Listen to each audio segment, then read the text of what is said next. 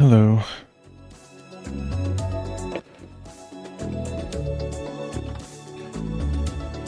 So today I'm not really sure 100% what I'm doing.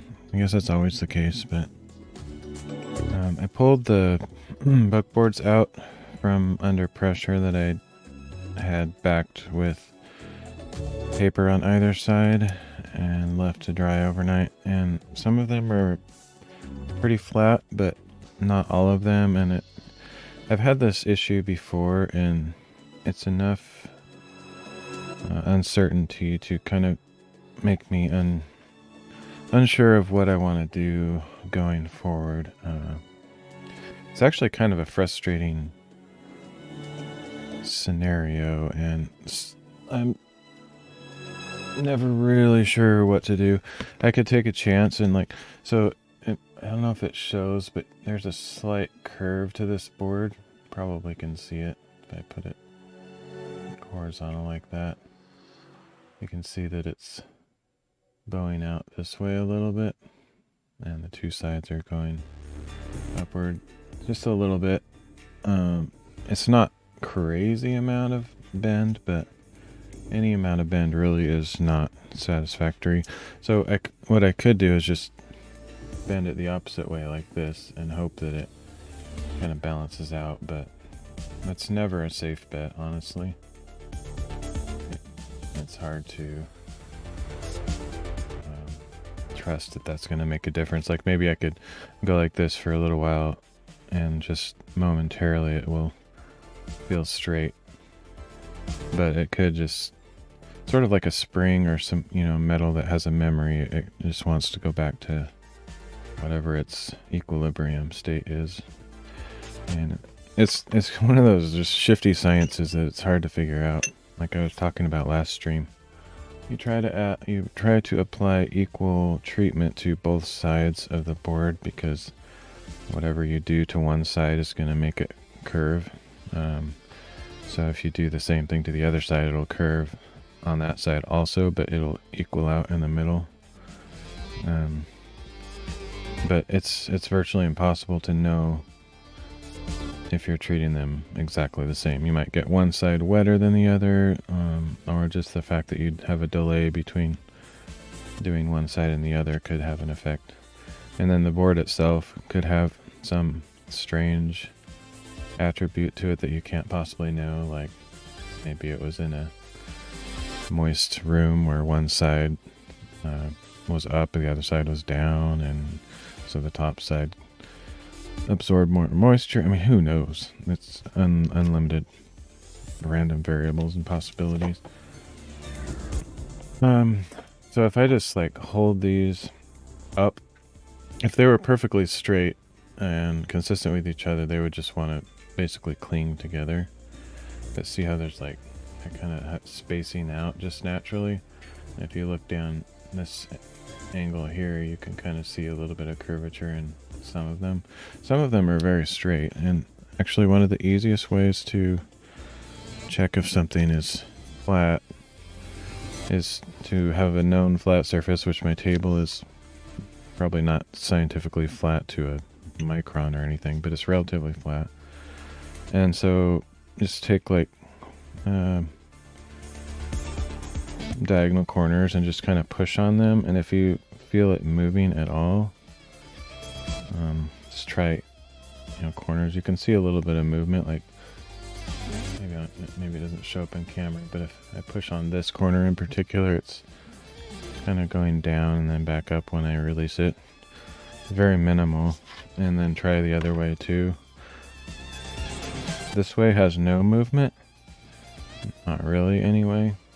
So what that tells me is that it's bowling up this way and curving the opposite way. So there's a tiny bit of curve. Pretty insignificant. This one's pretty flat. It's actually pretty good. But then some of the others will just jump around like a teeter-totter, like that one I started out with. I think it might be this one.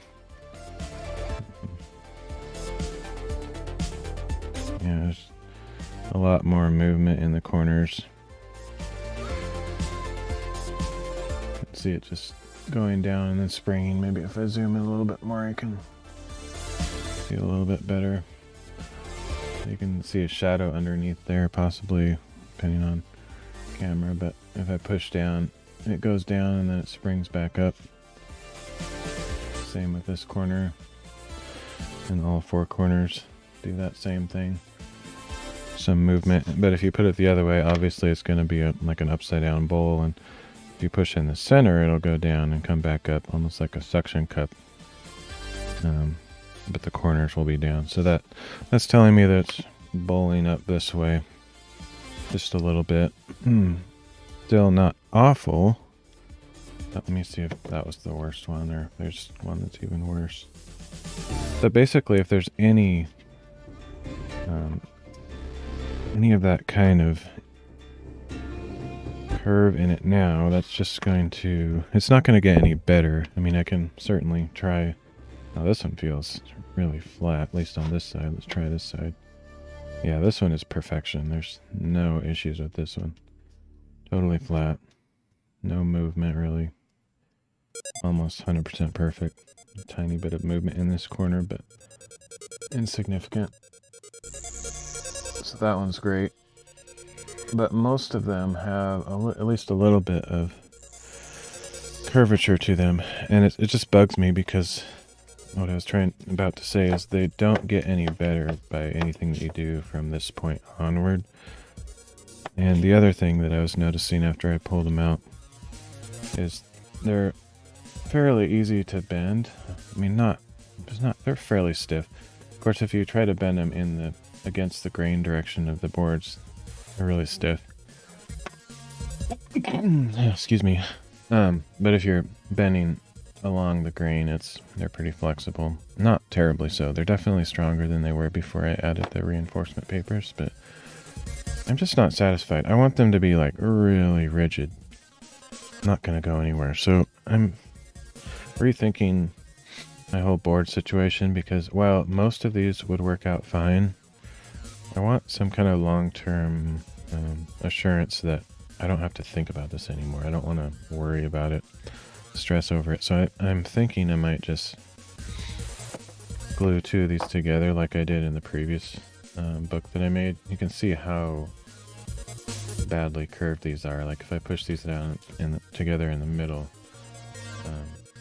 the two ends are like bowing out massively. And then if I rotate this one the other way, they'll be a little bit closer together. So obviously they're cupping this direction slightly. So like I said, I could try to just bend them the opposite way and hope that evens out, but I don't think that's a long-term solution. I've done that before.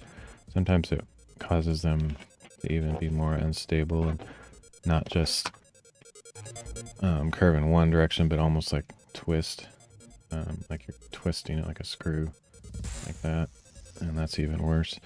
So I think I'm gonna glue two of these together, and this is no guarantee either, because if they're already uneven, the chances of them like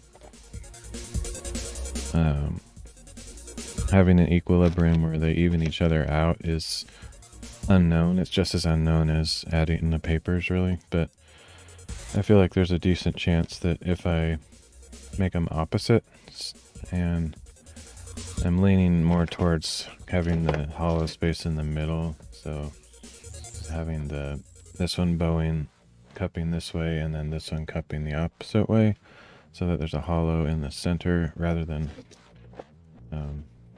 having the ends playing out.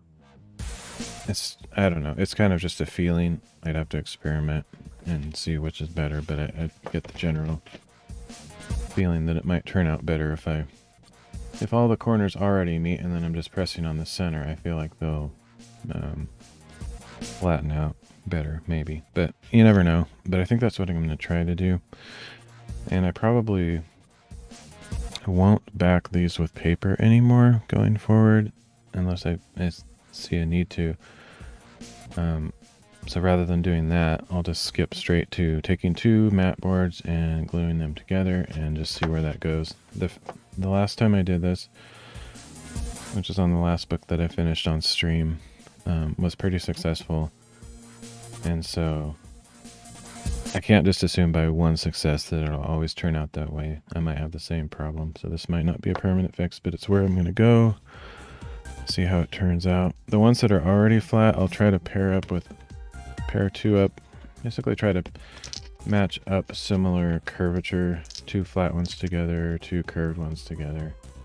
So these are both kind of curved a little bit in the center there, so I'll just glue those together and hopefully they'll flatten out. And then technically if there's one that's perfectly flat already, I could take a chance and not glue it to another board, but I want to do my best to ensure the future of these things. Now, just to give you an idea of how this turns out, even if these have a little bit of flex to them, that's not a problem, as long as it doesn't create a curve in the book, and most of the time it doesn't.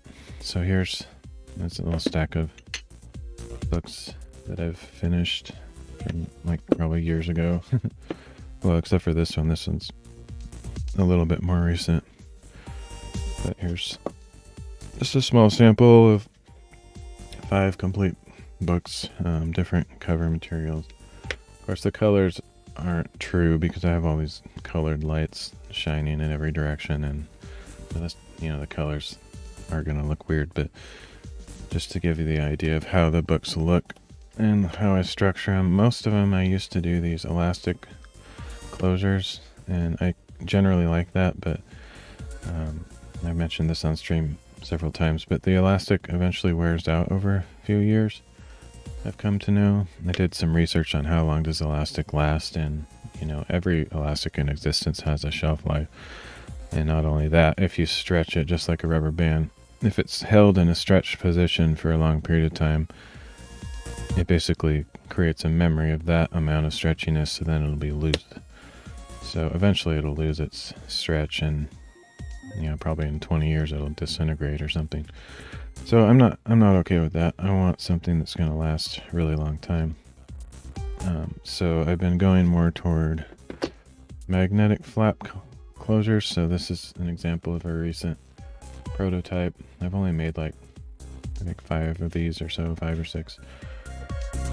So this flap is a continuation of the back cover with a flexible area on the spine or the base of the book.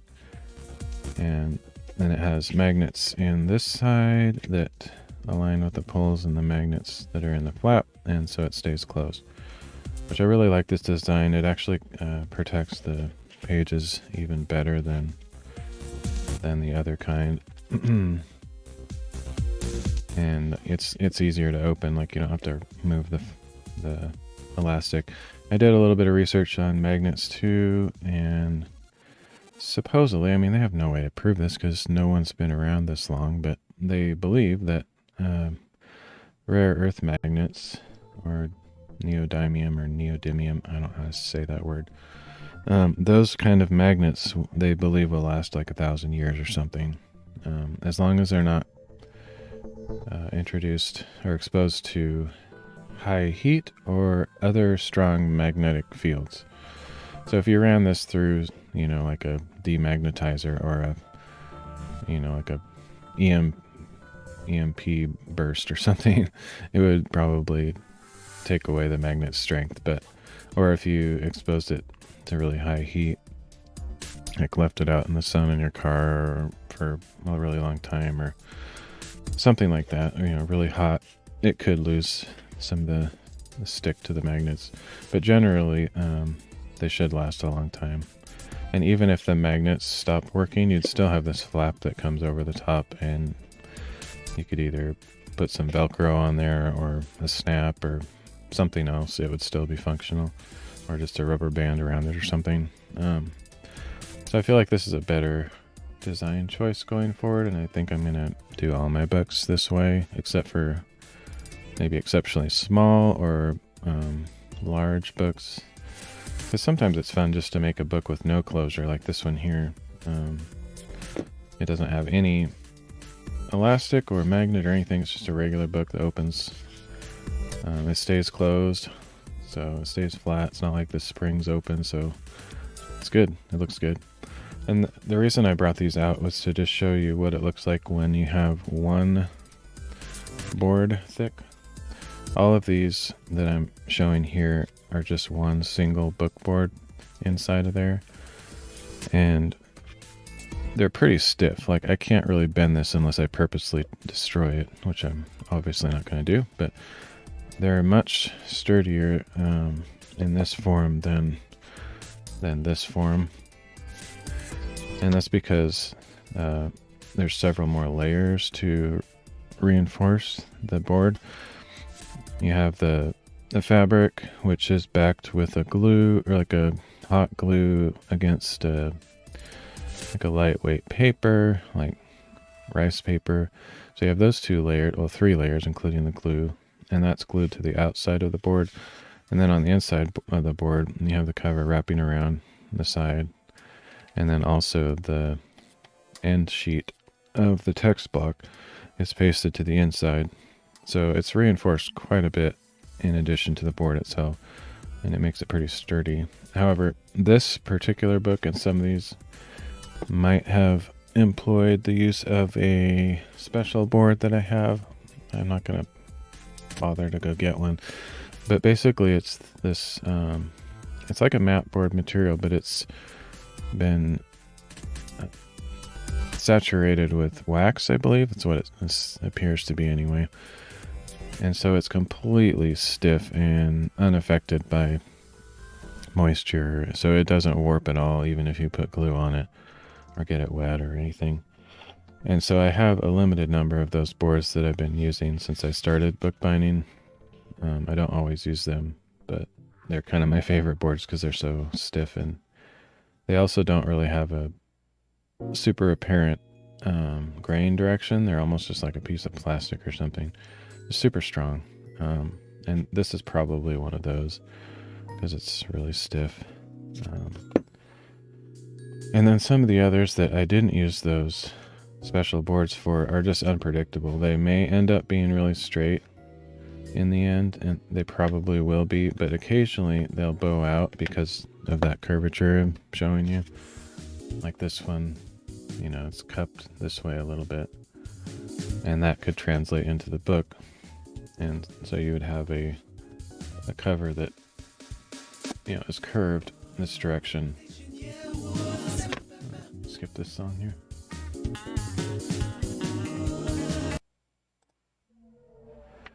And I think this orange one has a little bit of that going on. And I'm not 100% sure if that's because of the paper or if the boards are curved. The reason it's hard to know for sure is because this paper is extremely thick watercolor paper, so it already has that going against it. It's difficult to fold into the signatures, and it wants to kind of expand even after you fold it to some degree. And so that might be what you're seeing here, where these pages are expanding apart. But it also could be the boards being curved, because like if I squeeze this, you can see quite a bit of movement. And then when I release it, it expands again. And so that's the kind of thing that I'm trying to avoid. It's not the end of the world. There's nothing wrong with this book. But it just doesn't lay perfectly flat, and that just bugs me because I kind of seek perfection if I can. Like if I can figure out a way to solve those problems reliably, then I will. Otherwise, you know, I can live with them, but I'm always looking for ways to improve. And I just don't like the fact that you can squeeze it like that and see that it's expanding and contracting. This one here, there's no real movement when you squeeze it, and that's what I'd like to see. I think all of these, the rest of these are relatively flat. Tiny bit of expansion, you know, just natural material being a little bit squishy, but generally speaking they're pretty flat. This one's really flat, like super flat, and part of that could be the type of paper that I used in the book as well. This one has a little bit of movement. You can see a tiny bit of change, but it's pretty flat. Most of the movement is because of this ribbon in here, expanding that one spot where the ribbon's going through, and that's what's kind of squeezing together when I pinch it. So that's pretty expected, not a problem. So yeah, so I'm gonna work on that, think about that, and my hope is that by doubling up on the book boards, that will solve most of that, if not entirely. The book that I made recently, it was really large. It was like probably not quite as big as these, but almost that big. Maybe it was like I don't know. I don't remember what the dimensions were, but it was pretty big.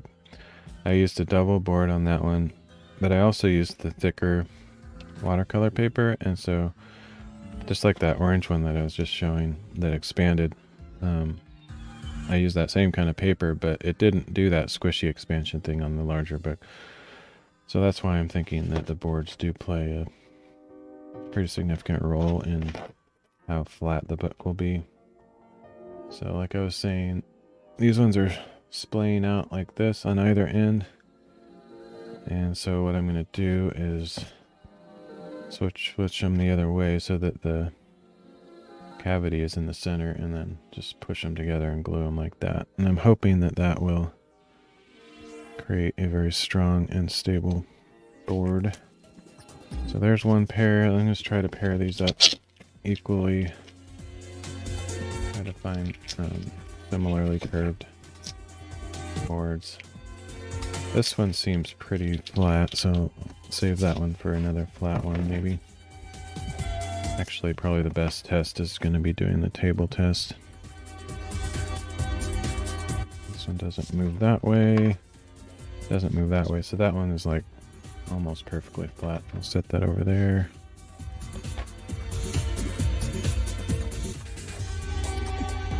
This one's also pretty flat, so those two can go together.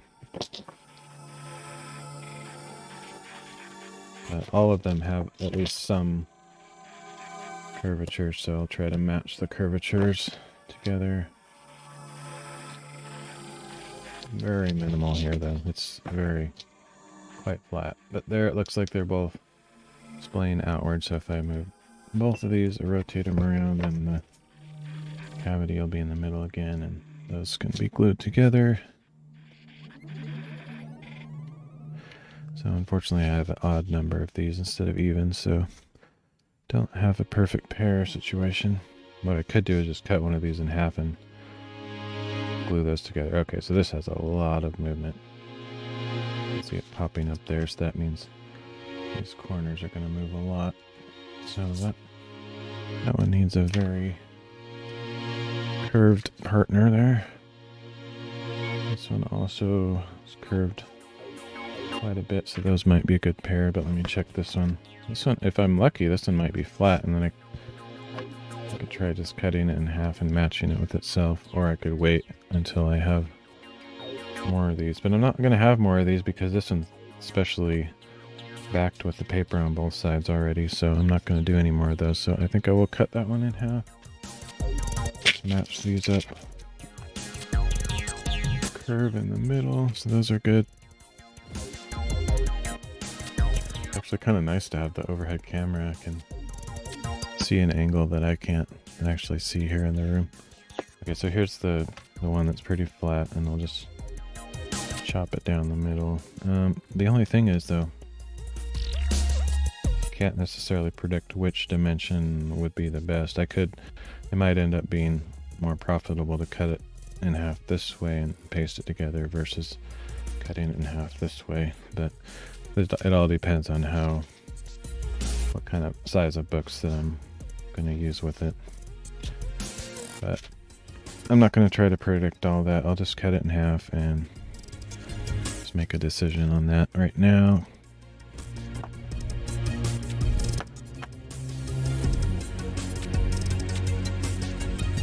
And like I said, in the future, next time I work with these boards, I'm just going to glue two of them straight together. Not bother with the paper in the middle or paper on the sides. Okay, so let's see how big this is.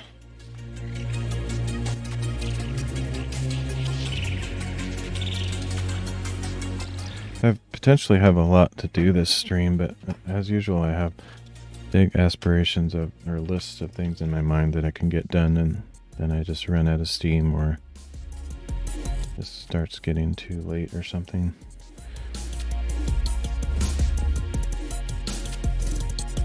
So this is about 25.2, so half of that would be 12.6.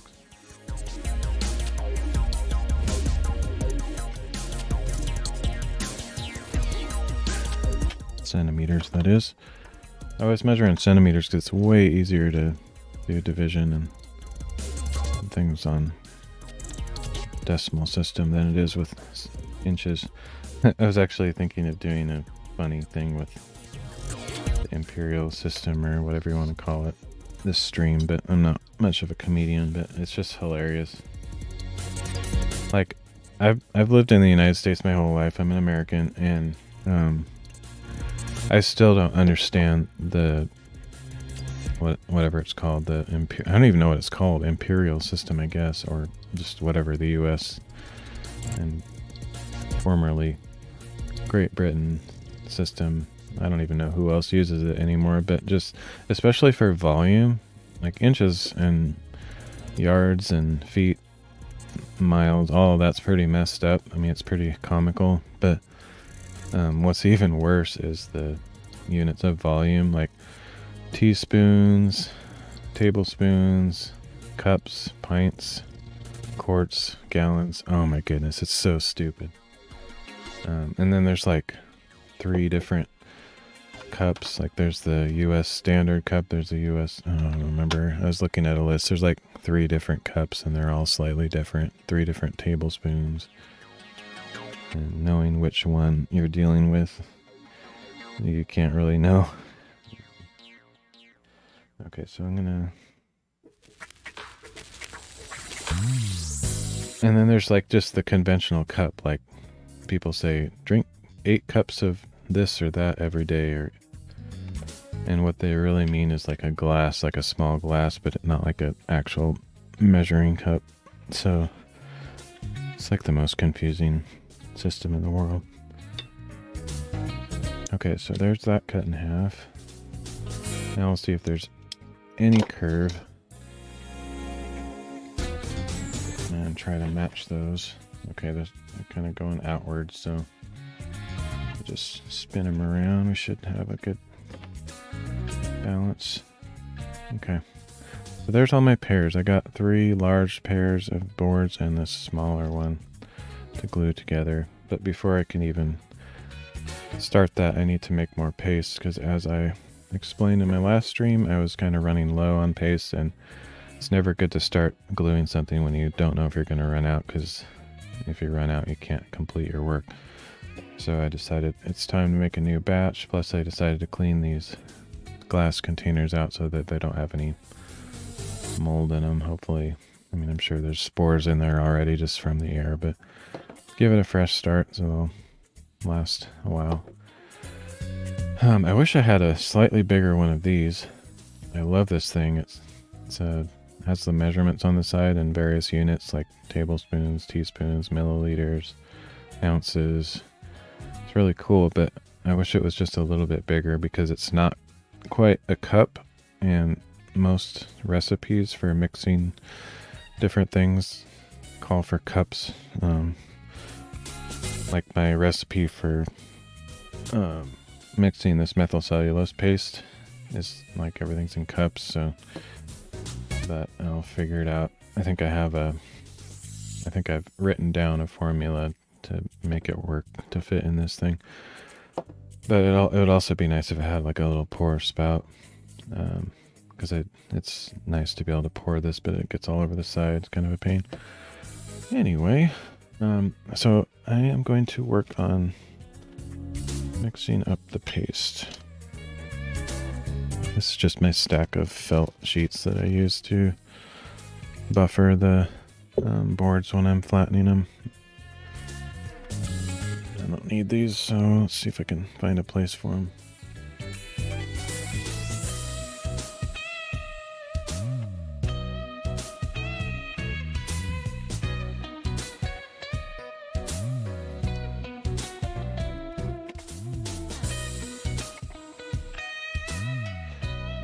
Okay, so the methyl cellulose comes in a powder form.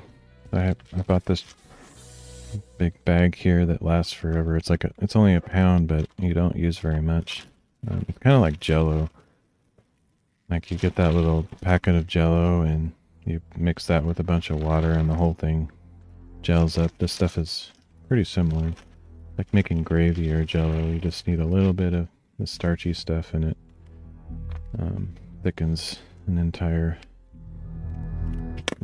whatever, a larger volume of water than you would expect. So, let me see, I wrote down, I always have to look at my documents, otherwise I forget. Looks like 1/4 tablespoon of this powder to a 1/2 cup of water, and this thing is 5 ounces at the top, and a cup, which I would never know this. I have to like look at my notes because it's so confusing, their stupid American volume system. But a cup or a 1/2 cup is 4 ounces, so I can fit 4 ounces here along with the 1/4 tablespoon. So I don't have a 1/4 tablespoon handy. So this is a full tablespoon, so I'll just kind of eyeball it. I have some more spoons somewhere. I just don't know where they are at the moment. Haven't used them in a while, so could just go up to the kitchen and get one, I guess. But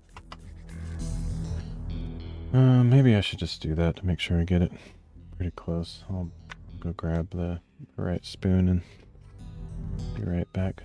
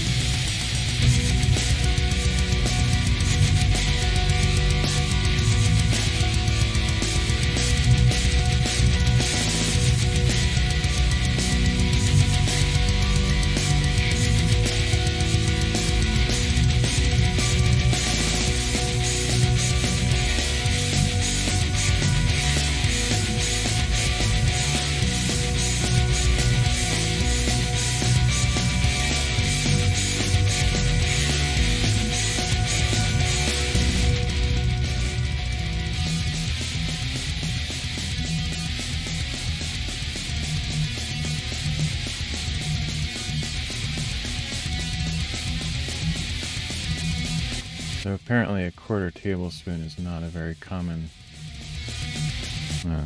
spoon measurement.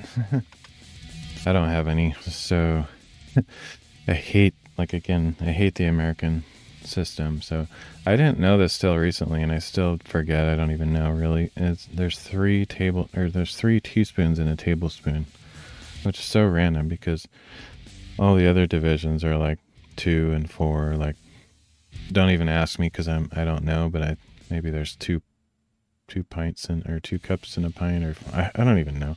Anyway, there's like 2 and 2 and 4, and like 4 quarts in a gallon, 2 pints in a quart, or something like that.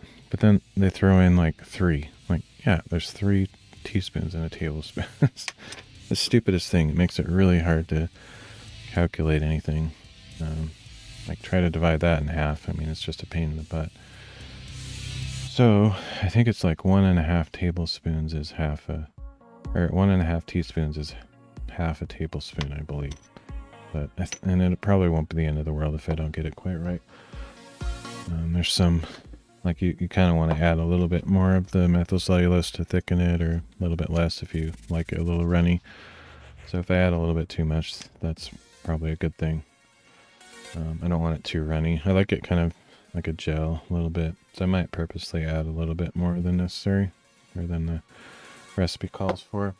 So it's always good to dissolve the methyl cellulose powder in hot water, not necessarily boiling water. And actually I don't think you're supposed to use boiling water, but pretty hot. I think the boiling water might cause it to clump up or something weird. Anyway, so I have my electric tea kettle here, and I'll just heat up a little bit of water. Just, I mean, like a really small amount. I don't need the whole thing to be hot. I don't actually want it to be hot, because eventually it's kind of like Jell-O. You use a little bit of hot water to dissolve the powder, but then you put it in the refrigerator to have it set up. So I don't want it to be too hot. So here is 1 teaspoon.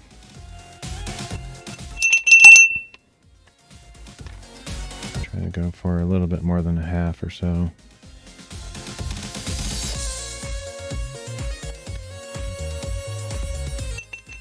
So this powder, you won't be able to tell because of all my colored lights, but it's actually almost perfectly white. To the naked eye, it just looks white. Kind of like sugar or something, or salt. Except it has the consistency more like flour. It's more of a... yeah, it's very similar feel to flour. And you can get different grades of it. Like, the kind that is good for bookbinding, and I also use it for paper marbling, is... I can't remember what grade it is. See if this says anything.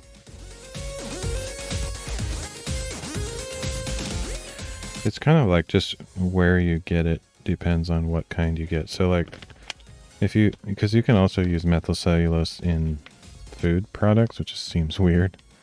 But it's non-toxic for the most part. I mean, you don't want to just eat it. Wouldn't be good for you. But it is used in some food products, I believe. So there's like a food grade kind, and then there's this kind that is kind of marketed for bookbinding and other uses.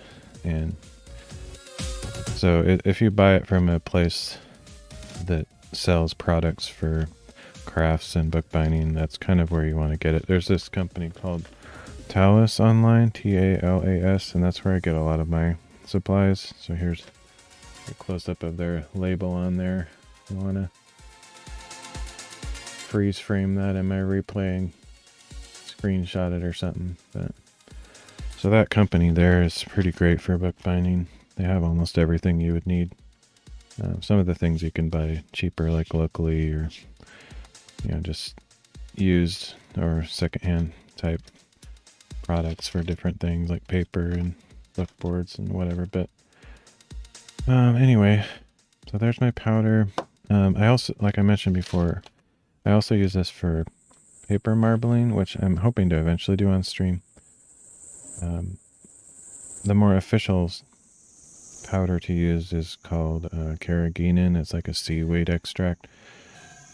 And I think that's probably the best, but it's really expensive. And so I settle for using methyl cellulose to create the size or the thick liquid that you drop the paints onto. And it works totally fine for me.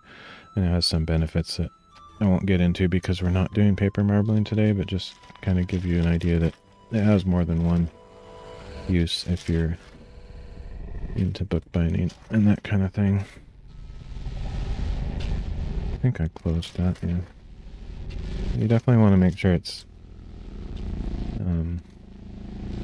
kept in a dry place and in a Ziploc bag or something that's airtight. Okay, so I'm just gonna... I forgot to start my tea kettle there. I'm gonna watch it because I don't want it to boil, but it needs to be pretty hot. I might not be able to do the gluing of these boards on this stream, depending on how fast this paste sets up, because it does take a while to fully coagulate or whatever it does. It has kind of some kind of chemical reaction where it thickens. And I don't remember how long it takes. I haven't made this in a while, so if that takes too long, I'll just set it aside and work on something else.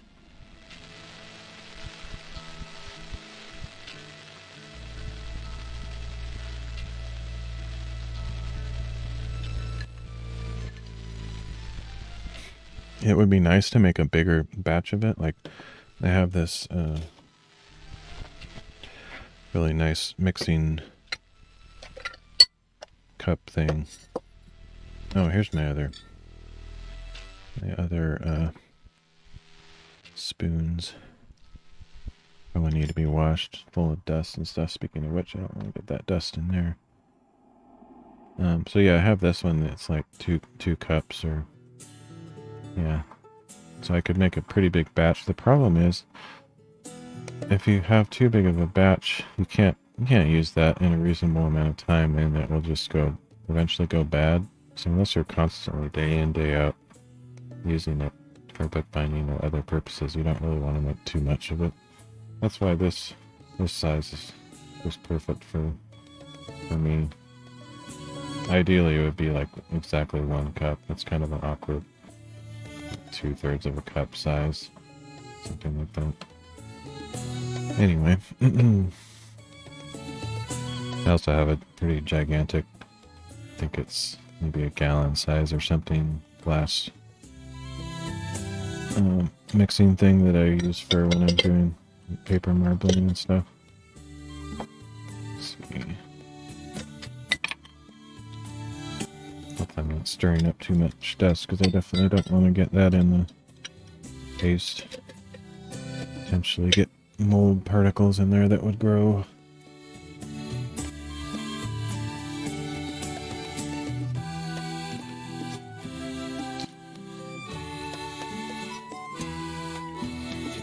You have some kind of clean room, or like, I'm in a basement, so I potentially do have some mold in the air. I have to keep an eye on my chemicals. But like, if you're doing paper marbling, supposedly I've read that it makes a really big difference on how moist your air is or how dry the air is. It'll affect the chemicals and how they react. And I didn't have too much trouble with that where I live, but I think if you're in a really dry place, the chemicals might dry out really fast, or I'm not sure. I can't remember what I've read, but I've heard crafters that have had trouble with that. Okay, so the water boiled. I wasn't really paying attention, but I'll just let it cool down a little bit. It's not boiling anymore, so it's probably fine. So I don't need much hot water, just enough to mix with this powder and make a thicker paste out of it, and then once that is dissolved pretty well, then I will fill the rest with just cold water, which I don't know if I kept that. I had a jug of water in here, I don't know where it went.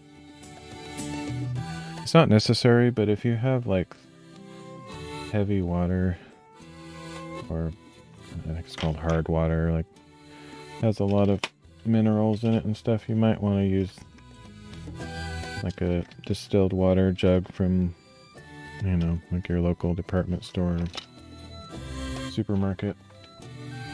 Just depends on what kind of water you have on tap. Let's see, I'm looking for my...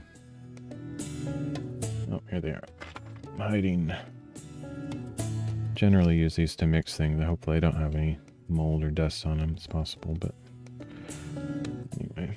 So I'm just going to dissolve this powder in the hot water.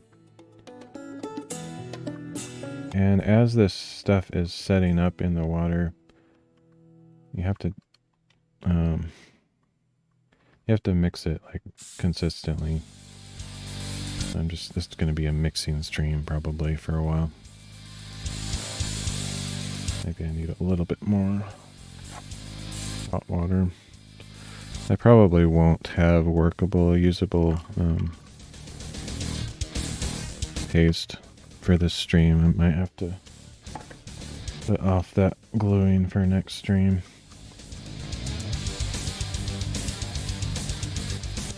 Got some of the powder that wants to climb up the side of the glass here. I think I let the water get too hot. It seems to be kind of granulating a little bit, but I think as long as I keep mixing it, it'll probably be fine.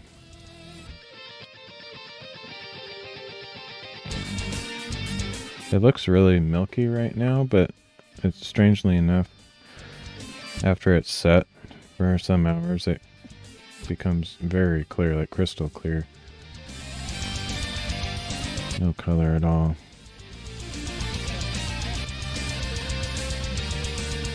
It's almost like what you're seeing is like microscopic bubbles, and all those bubbles have to rise to the top, and then it becomes clear. And that's another reason I probably won't be able to use it tonight, because it takes a while for all of that to happen. Probably an hour or two, at least. Ideally, I would just let it sit overnight and it would be ready the next day. The cool thing about the methyl cellulose paste is it doesn't really go bad. It's not, from what I understand, it's not really made out of any kind of organic material as far as some living creature. So it doesn't really spoil particularly, unless, like I said, you can get mold spores in there and then the mold can grow in there. But as far as smelling bad after sitting out, or I don't refrigerate or anything, I just leave it sitting on my table and it's totally fine for like a month or two at least. It's generally fine until you see some mold growing in it or something. And as far as I was talking earlier about the Carrageenan powder that you use for paper marbling, that stuff spoils fast. Like, you're supposed to refrigerate it after you mix it up, and you kind of have to use it within a day or two, maybe a week at the most. And that's one of the reasons I never got into it. And then of course it being way more expensive than the methyl cellulose is a deterrent for me, because I'm a pretty budget-minded crafter artist, as most artists are. I don't compromise quality. I try to get the best I can afford, but there's usually cheap options that are just as good.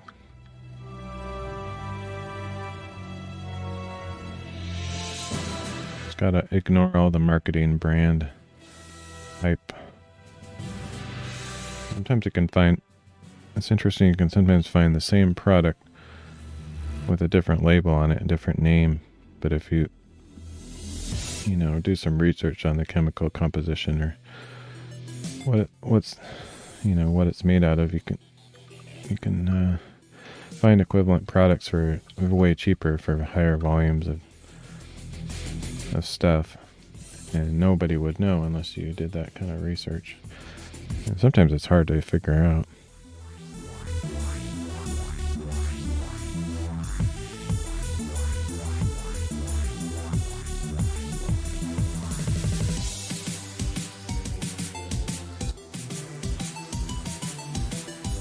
especially since most companies have special secret formulas and trade secrets, so they're not exactly going to just tell you that their super expensive 1 ounce bottle of miracle water is just, you know, baby oil or something. So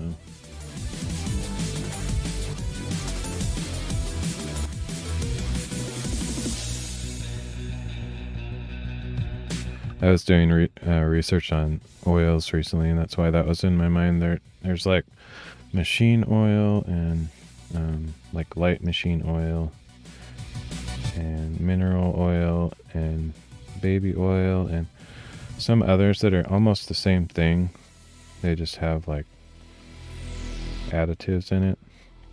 It's also like that with PVA glue. Like there's many different kinds of PVA glue, but the kind that you want for bookbinding is neutral pH or acid free. And it doesn't have any additives. Like technically I believe like Elmer's glue, school glue is also PVA, but it has, you know, kind of a proprietary mix that they came up with. And you could probably get away with using that, but it's not really the ideal for bookbinding. And then I think even a lot of wood glue is also PVA, but it has different additives for probably stronger bonds and different things. And it's also yellow and doesn't dry clear as much. So anyway, but it's interesting to know that there's multiple products that are fairly comparable, and they're marketed for different uses and have different prices, but they're basically the same thing.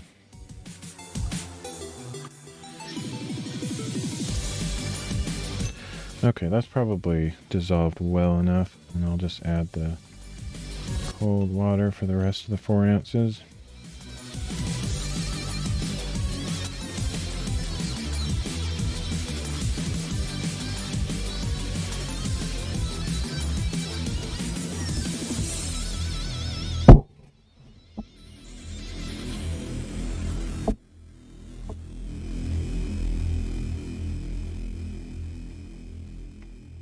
Now, in case you're just popping in here, I'm mixing up some methyl cellulose paste for use in bookbinding. I never use methyl cellulose paste straight as is. I always mix it with a ratio of PVA glue.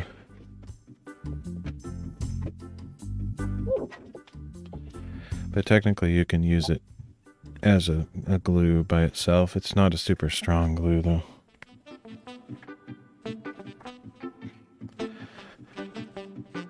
I primarily appreciate it for its what do you call it? Moisturizing effects, I guess. PVA dries really quick. It's pretty strong glue, but it dries so fast that you sometimes don't have any time to position your stuff or apply the glue to an entire surface area. So this methyl cellulose paste, when you add it in to the PVA, it like lengthens the drying time, so you have more time to move it around and cover your entire page with it. So you can see it's already getting a little bit more clear, but it's like full of tiny bubbles.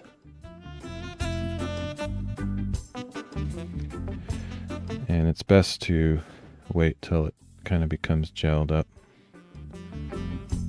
It's already getting kind of pretty thick, like it. You can see how I have to shake it to let it drip it off, but it'll actually almost become a solid gelatin once it's done. Which, if it's too much of a gelatin, it's kind of annoying. So you have to experiment a little bit with the mix. I might have put a little bit too much of the powder. In fact, where did I put that water? I think I'll add just a little bit more water. I think it'll be a little bit too thick as it is.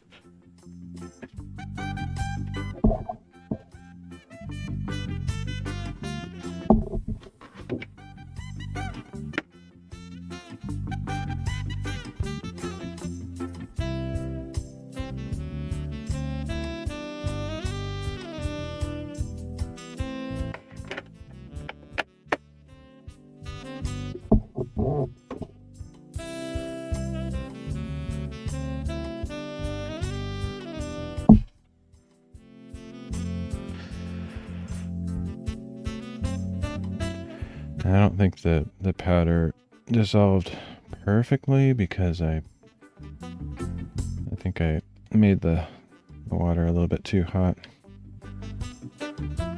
But it's still, I think it will dry or set up crystal clear in spite of all the little particles that I see currently. It just takes patience. And you really do have to keep mixing it as it's cooling down. Otherwise it'll have one big super solid blob in the middle, and then the outsides will be more fluidy. And once that happens, you just can't mix it. It's like trying to cut a hard piece of Jell-O in half and mixing it with some water. It's not going to cooperate. So you just got to keep mixing it. We'll just do a mixed stream. Listen to the music for a while.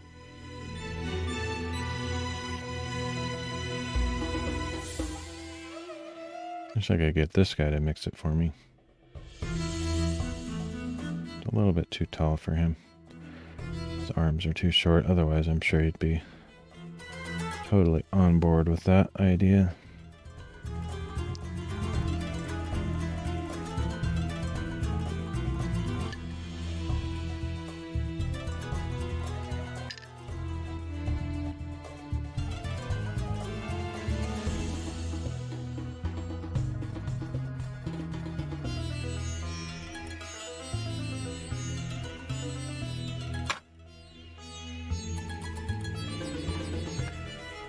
And if you leave this sitting, you don't want it to have open top. You want to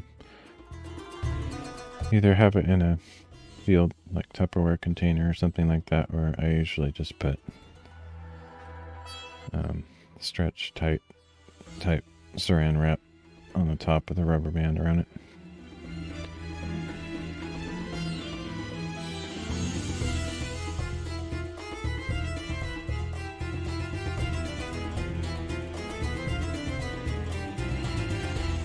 Really thickening up.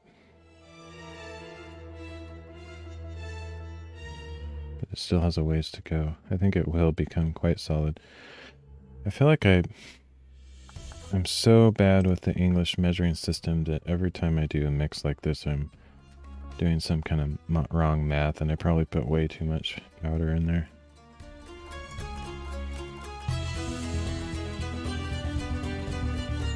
But I think I followed the recipe that I wrote down, so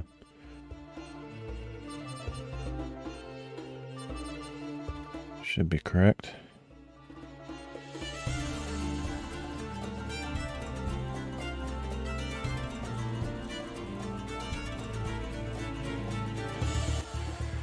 Been kind of wanting to do another one of those microscope streams. I mentioned that last time, but I don't know. I don't want to burn myself out with doing too much bookbinding, and that's part of the reason that over the years I've done a lot of variety streams, just to mix it up.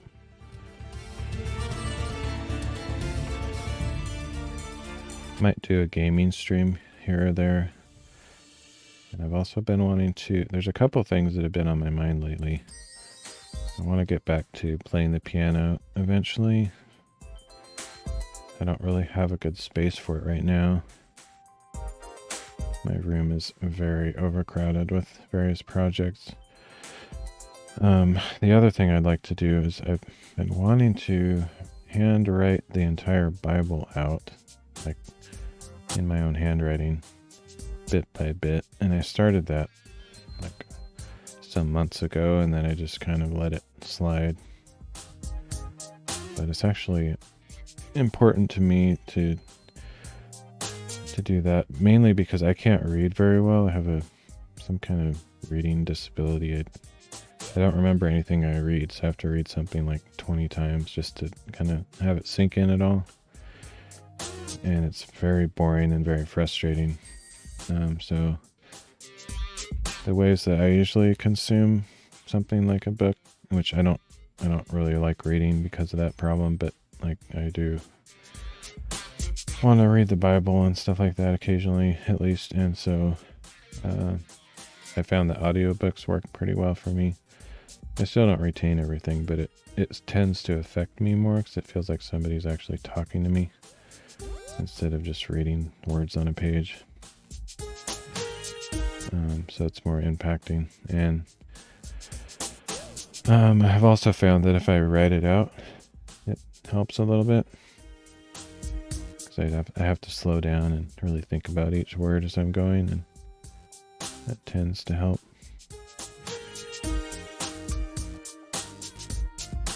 So that's a project I've been wanting to do, and I know it's not very interesting stream content, but I would just do it on stream, because why not? Not too concerned about being Captain Popular or anything anyway, so.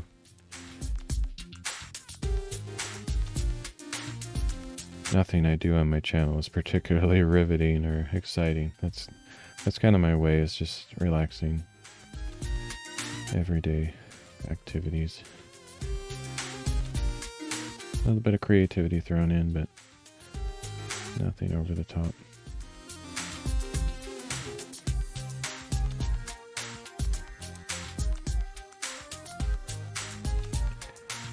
Yeah, it's really gelling up, ooze like slime.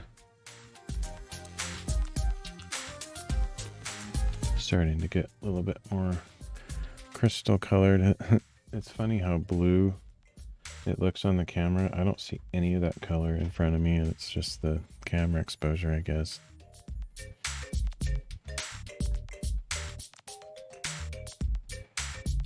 It's interesting, like when you zoom in a camera, it tends to get darker a little bit, so when I zoom out, it doesn't look quite as dark or blue down there, but for some reason when I zoom in, it gets like really shady.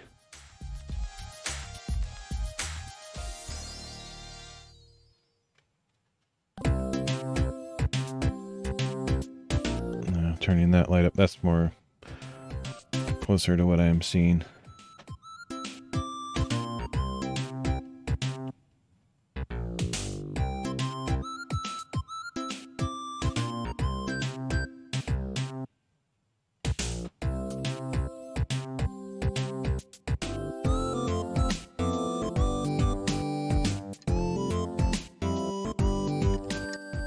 You can see, it might not be super obvious, but there's like lots of bubbles in there. But there's also like a few little white blobs, like it looks like there's one. Try to get this out of behind my face. There's one kind of over in this corner, and I think that's kind of a tiny little undissolved clump of powder, but I've found that those usually clear up. I don't have to like blend it or smash those necessarily. They just kind of eventually absorb the liquid and even out over time. But it is important to keep mixing it just so that it doesn't harden in one spot.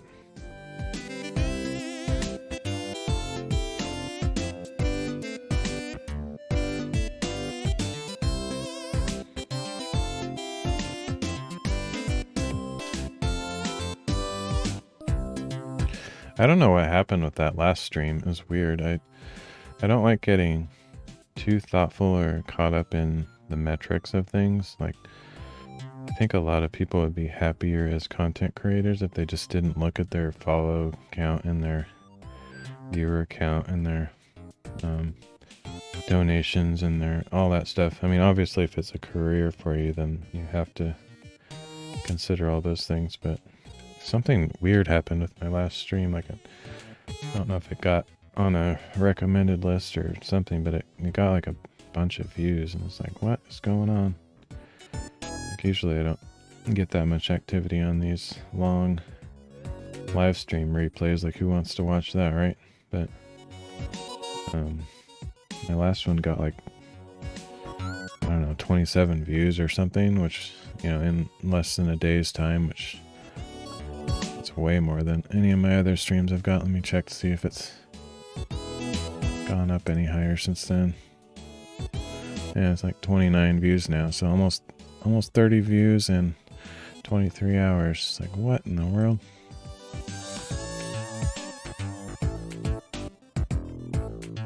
think it's, I don't know what the search engine is like here on Odysee, but I've heard some people complaining about not being able to find things. But what I've noticed is, like, there's not really much,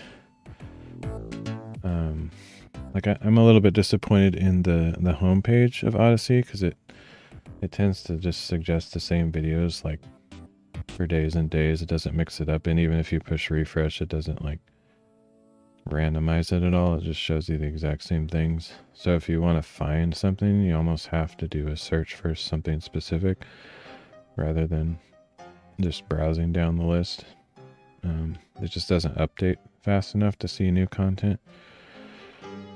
I've noticed that, but I've also noticed if I'm in a video that I'm interested in watching, it's more likely that I'll find another similar interesting video in the ones below that or to the side, and it just scrolls forever and ever. So usually I'll watch one video and find others just from the context.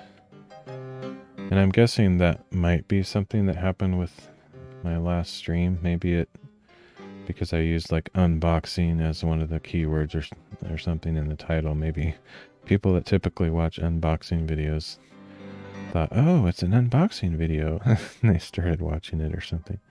I have no idea, but I'm guessing they were probably all very quickly disappointed. It's like, oh, this isn't what I thought it was, and probably went somewhere else. Alright, it's probably getting to the point where it's about as... I think it's still going to thicken up even more than this, but it's pretty thick already. I don't want to let up on mixing it quite yet, until I'm sure that it's not going to harden in the center.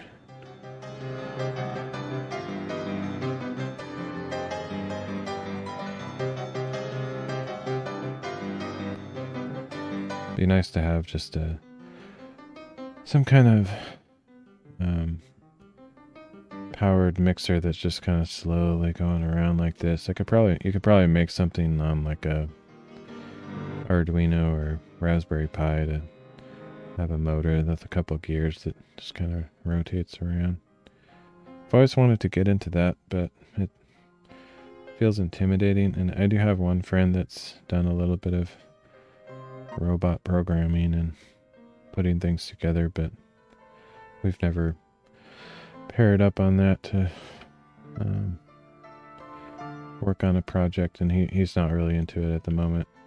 So, but I have like spurts of interest in that, and I don't know if it'll ever happen. It's something I've wanted to dabble with. It's one of those things of you'd have to really be committed to it to go anywhere with it, because I think it's pretty kind of a steep learning curve at the beginning, and then once you get the hang of it, it might go a little bit more smoothly. But it does involve some programming and soldering and different things that if you've not done before, it might take a while to get into.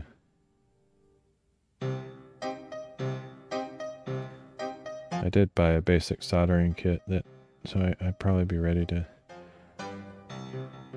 try like a basic project sometime.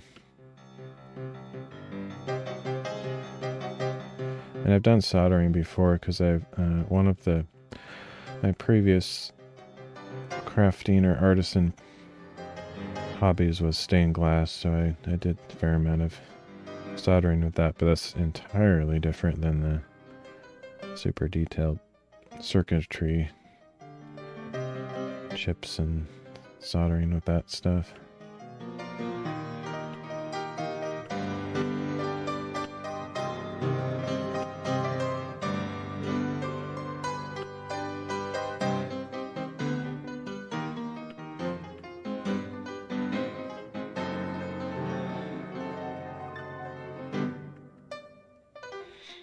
It'd be interesting. Maybe I might experiment with my microscope, just since I'm having to wait for this anyway. That might make a kind of interesting view.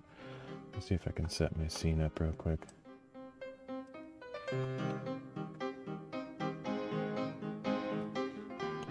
I grab my smaller microscope.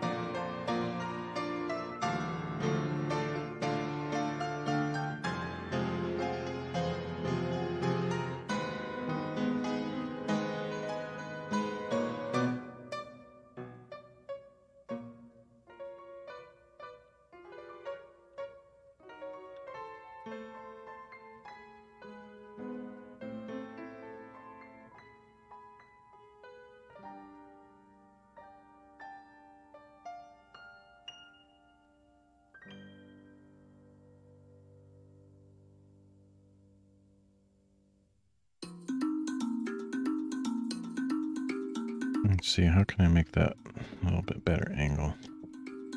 Might be upside down, but I'll try this.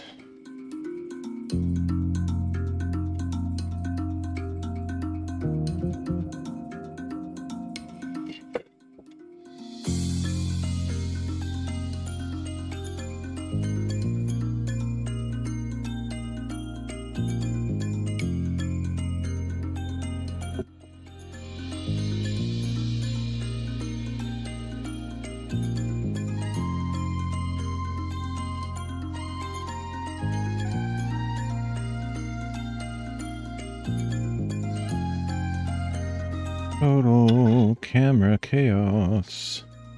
I'll get it set up here in a minute.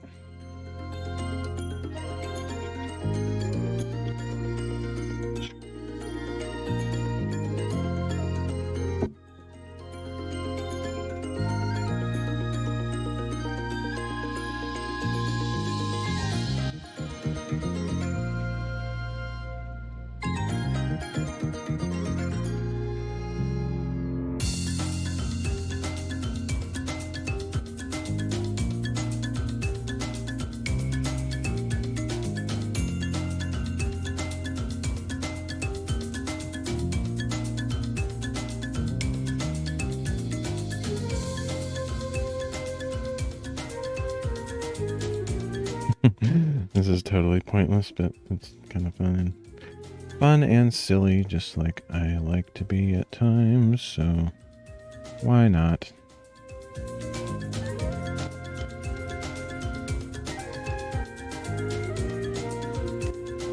Okay. How does that look? Oh, upside down for some reason. Oh, my, I've seen this happen before. My camera is twitching. Let's see if I can fix that.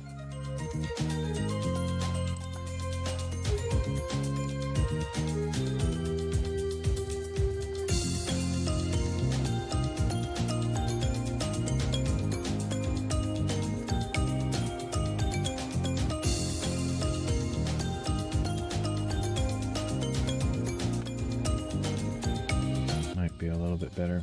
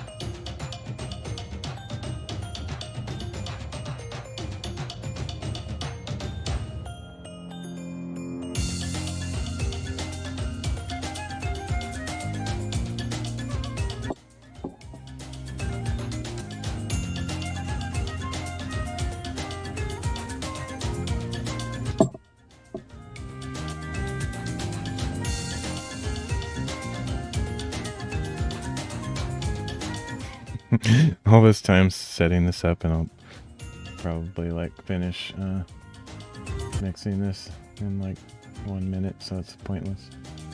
But maybe I'll just like, I'm kind of just in the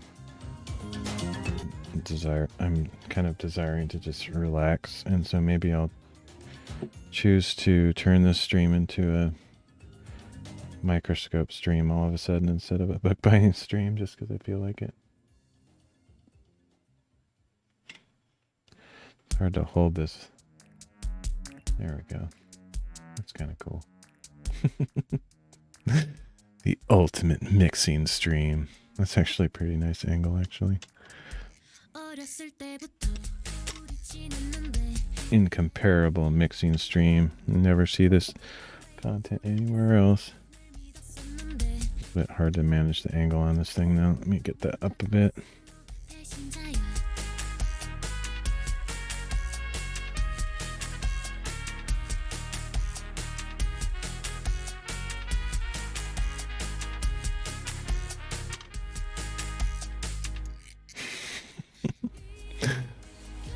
I'm gonna like gain my fame from being the ultimate mixing stream. I could even make it more dramatic by moving my lights around. See what we can do with that. Just for fun.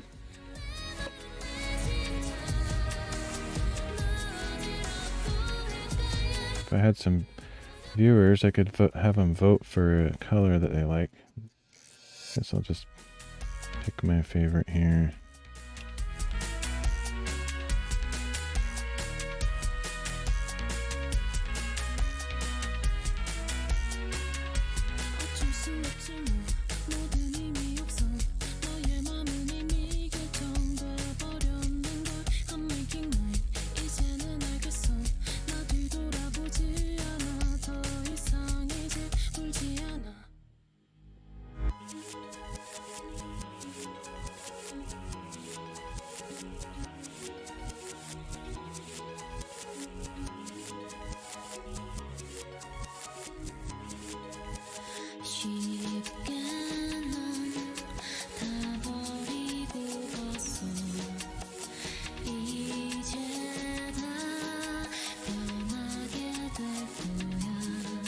what's going on with this thing. Not cooperating.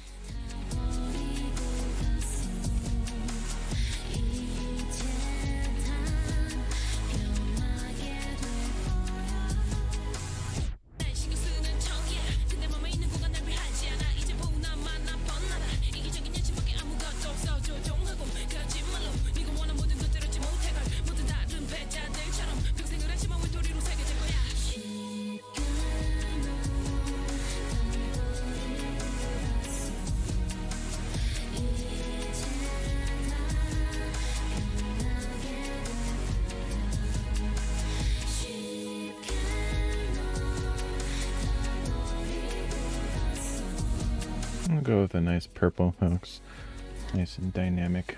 A little bit too bright for my little dude here, but that's alright. Turn this down now.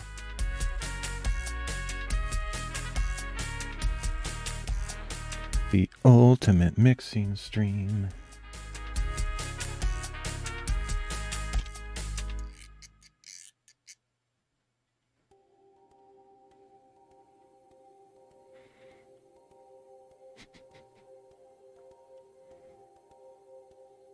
And turn the music up and we'll just vibe to the mix in more than one way. The music mix and the methyl cellulose paste mix.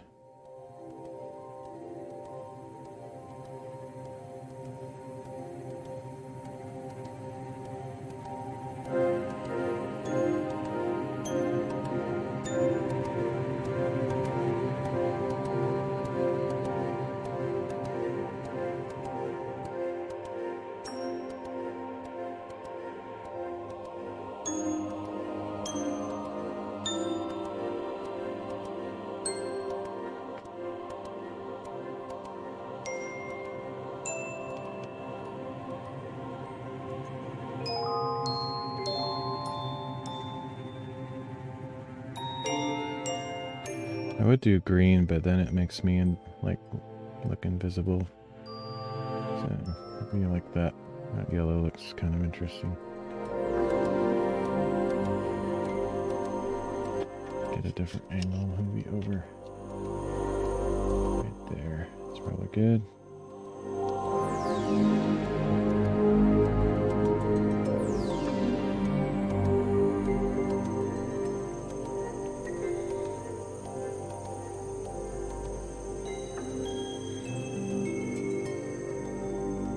What did you do last night?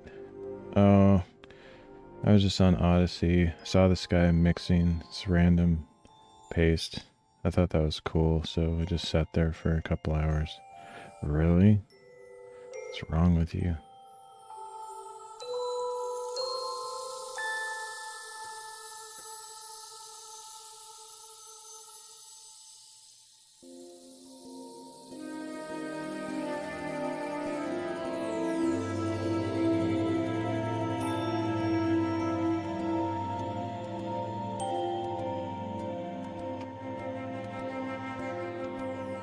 It was mesmerizing. I couldn't stop. I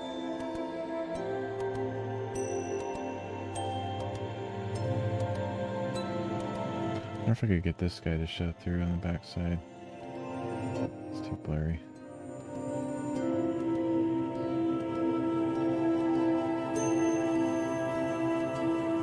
He's also mesmerized, though.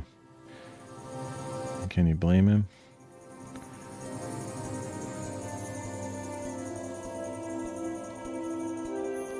Pretty sure he'll tell me when it's done, and I can stop mixing. Maybe that'll be the end of the stream. It's kind of one of those weird streams without a resolution. I started with a particular plan or direction in mind, and then, but honestly, I was pretty good at predicting the content this time. After all, mixing paste is one of the key phrases in my title. Somehow I knew it would come to this.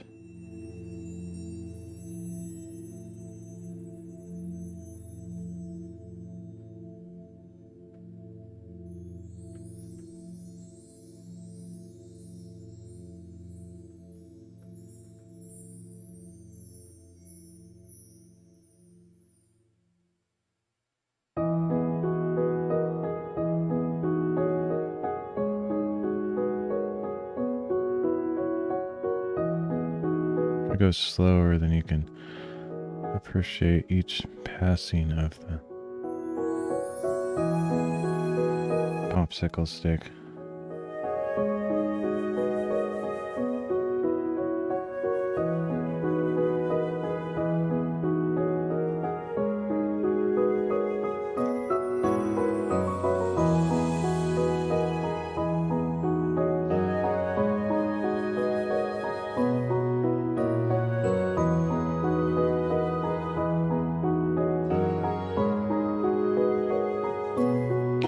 Man, if that unboxing of the paper cutter stream got 30 views in a day, imagine how many views I'm going to get with microscopic mixing methyl cellulose paste stream. I mean, it's gonna be the #1 recommended for like a month straight. You guys are witnessing the birth of the #1 channel on Odysee. But then I'll go back to my normal content and people will be like, what? I thought this guy was the mixer. Sorry guys.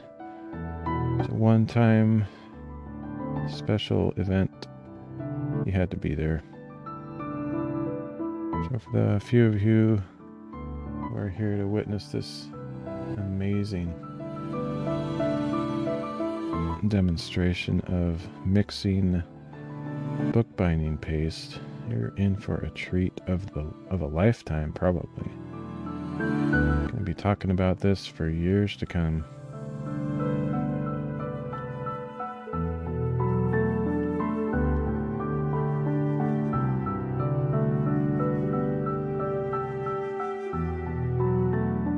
Look at all the bubbles. It was the bubbles, I say. I couldn't take my eyes off the bubbles. Actually, if I got this down below, that might be more dynamic lighting. There we go. Now we're talking. Visual perfection. Look at the sparkly stuff, like right on here on the top, and then we got the backlight. What was I thinking? Why didn't I do that earlier? I should get other camera angles, like the angle that I see. I'm sitting behind it. Looks pretty cool too.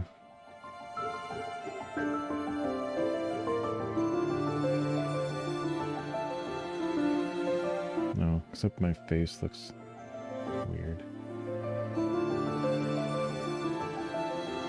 I mean, that can't be helped. That's kind of my default appearance, but let me adjust the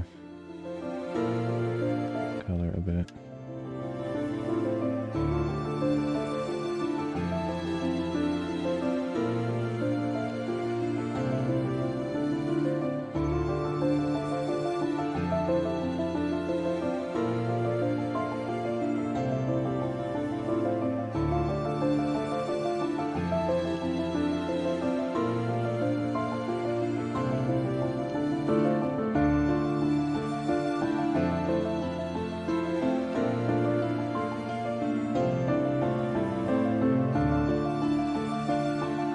Man, why is my face so blue? Which side is that side? Okay, I can fix that.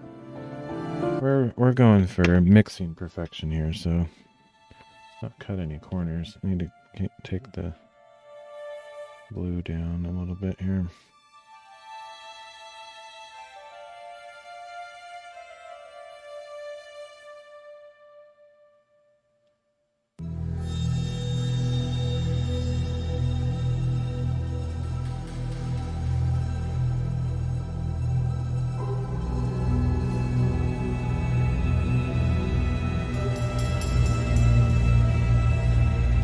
Go. I think that's looking pretty good.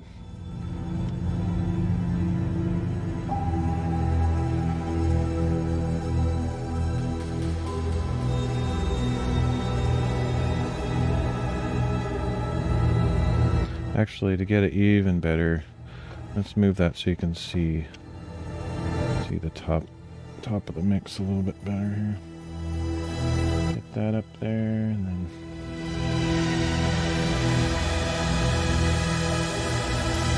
and Instead of ounces, let's look at milliliters. How about that? Now we're talking.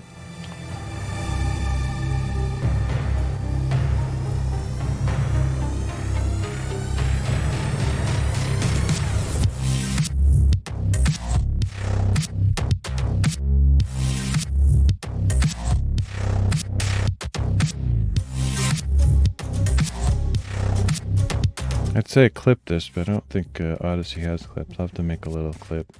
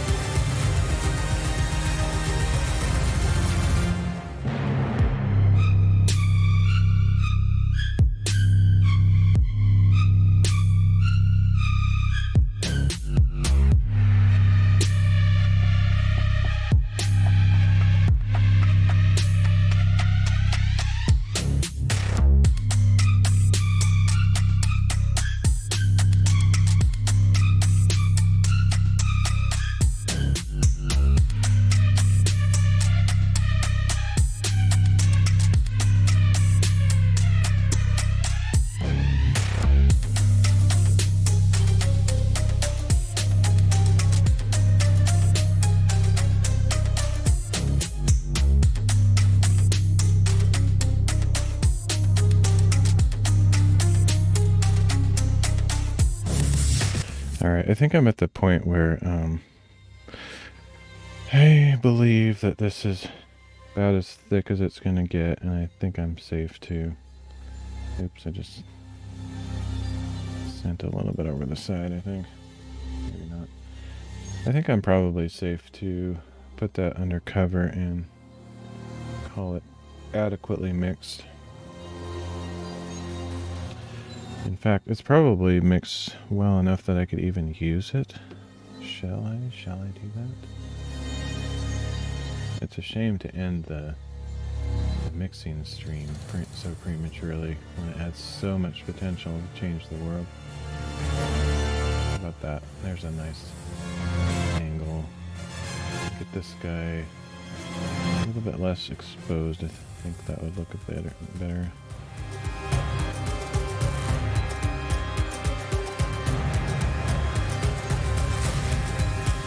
Not sure where all that light on him is coming from. Oh, it's coming from the microscope, so I just have to block it out like that.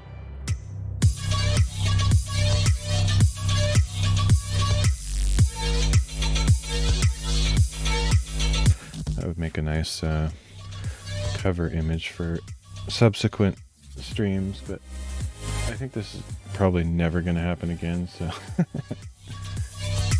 not necessary.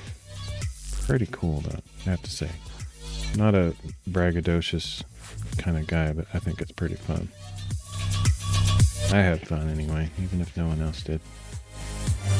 I never knew mixing a paste could be so amusing. And I certainly did not have that plan for this stream. Okay, I think I probably will cut it short though, just because, I mean, what else can I do to follow up on that? Probably nothing. So let me just get this for cover.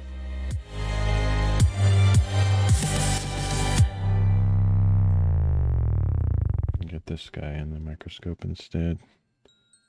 A closing shot of some kind.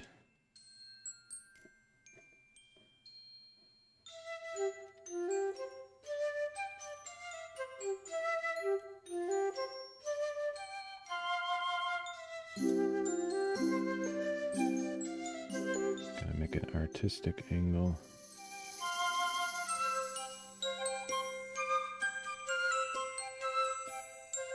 By the way, I haven't really explained this little yarn dude, but it's actually meat.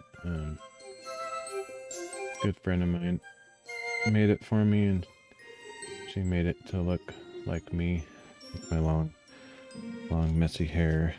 It also has a pair of glasses, which I used to wear glasses all the time, but I recently got a new pair of contacts. I've kind of gone in between contacts and glasses over the years, and I was wearing glasses for quite a long time. And anyway, she didn't capture my beard because I don't know, maybe I didn't have one at the time, or it was too hard to put that on there. And I actually do have a Superman shirt that I used to wear. It looks just like that as well. Anyway, that's supposed to be me, and yeah, that's why I use it for my channel avatar. And it's usually sitting on the table here with me somewhere. So that's the little backstory with that guy. His name is also Flo. He's just like kind of a miniature me.